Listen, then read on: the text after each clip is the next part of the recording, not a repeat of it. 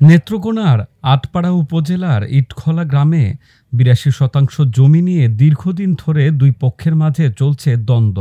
জমিটির মালিকানা দাবি করে আদালতের দ্বারস্থ হন গ্রামের নুরুল হক। অপরদিকে একই দাবিতে দখল নিতে চান একই গ্রামের ৩ ভাই হাদিস মিয়া, রহিস মিয়া ও আনিস মিয়া। পরে আদালত মামলা নিষ্পত্তি না হওয়া পর্যন্ত উভয় পক্ষকে জমিতে যেতে নিষেধাজ্ঞা দেন। সেই সাথে জমির সীমানা জুড়ে লাল নিশান টাঙিয়ে দেওয়া হয়। এই জায়গাগুলা আমাদের সবকিছু ঠিক আছে, কাগজপত্র ঠিক থাকার পরেও আপনি দীর্ঘদিনের মামলা চলতেছে এক পক্ষের সাথে। তারা আপনি মামলা করছে, মামলা করার পরেও এই জায়গাগুলো আমরা 2বার ডিগ্রি পাইছি। ডিগ্রি পাওয়ার পরে ইদানিং আপনি কি করছে, তারা আপিল করিয়া তারা কি করছে, আপনার আপিল করে আপনার তারা চেষ্টা করতেছে জমিনগুলো আপনার তারা দখলে নেওয়ার জন্য। তো কোর্ট থেকে একটা রিসিভার দিছে থানাতে।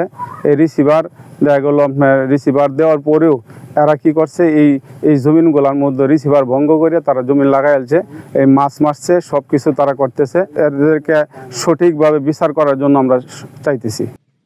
জমিটি দেখভালের দায়িত্বে আদালত থেকে রিসিভার নিয়োগ করা হয় আটপাড়া থানার ওসি আশরাফুজ্জামানকে।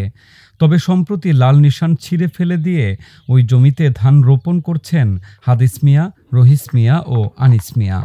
এতে উভয় পক্ষের মধ্যে উত্তেজনা চলছে। তবে রহিস মিয়ার স্ত্রীর দাবি, তারা আদালতের নিষেধাজ্ঞার বিষয়ে কিছু জানেন না, বরং পাল্টা হয়রানির অভিযোগ করেন তিনি। কোর্ট থেকে কোনো নিষেধাজ্ঞা পাইনি। আর ওই জমি নিয়ে 14 বছর ধরে মামলা চলতেছে, বাটোয়ারা মামলা চলতেছে। এই মামলা তো কোনো সিভিল মামলা চলতে পারে না। এরপরে অনেক আমরা হয়রানি করতেছে, মামলা খুব অত্যাচার করতেছে। আমার স্বামীরা, দেবররা সবারই হেনস্থ করতেছে। 28 তারিখ তারা গেছিল আনার জন্য, আনতে হচ্ছে না।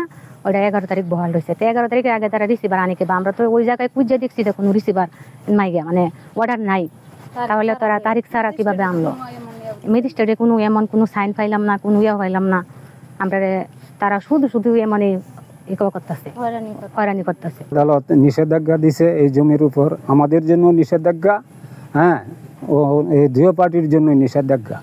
এক পার্টি কি করছে, এই আদালতের নিষেধাজ্ঞা ভাঙ্গিয়া মানে জেল নাল নিশান এই আটপাড়া ওসি সাহেব টাঙ্গাইয়া দেওয়া গেছিল, এগুলা উঠাইয়া জমি লাগাইয়া ফেলছে। তারা আইন ভঙ্গ করছে। এই আইন ভঙ্গের আমরা উপযুক্ত শাস্তি চাই।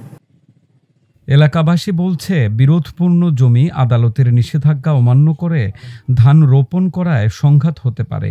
অন্যদিকে আদালতের নিষেধাজ্ঞা অমান্য করে ধান রোপণ করলে আইনি ব্যবস্থা নেওয়ার কথা জানান জমিটির রিসিভার ও আটপাড়া থানার ওসি আশরাফুজ্জামান। গত কয়েকদিন আগে একটা প্রতিবেদন দেওয়া হয়েছে যে তারা ওই জমিতে নাকি গেছিল, এটা উল্লেখ করে একটা প্রতিবেদন দিচ্ছে এবং আদালতে ওরা কি আবার ওই মাপটাপ চাই আছে আমাকে আয়ু বলছে। আমি করেন একজন আয়ু সাব ইন্সপেক্টরের দায়িত্ব দিয়ে রাখছি, উনি সরাসরি এগুলো ডিল করতেছে। যদি ওরকম কোনো ইনফরমেশন থাকে যারা আবার জমি থেকে আমাকে জানাবেন, তাহলে আরেকটা প্রতিবেদন আমি ওয়ারেন্ট বের করে নিয়ে আসি। এই জমি নিয়ে দুই পক্ষের বিরোধ দীর্ঘদিনের। আদালতের নিষেধাজ্ঞা অমান্য করে বিরোধপূর্ণ জমিতে ধান রোপণের ঘটনায় নতুন করে উত্তেজনা ছড়িয়েছে এলাকায়।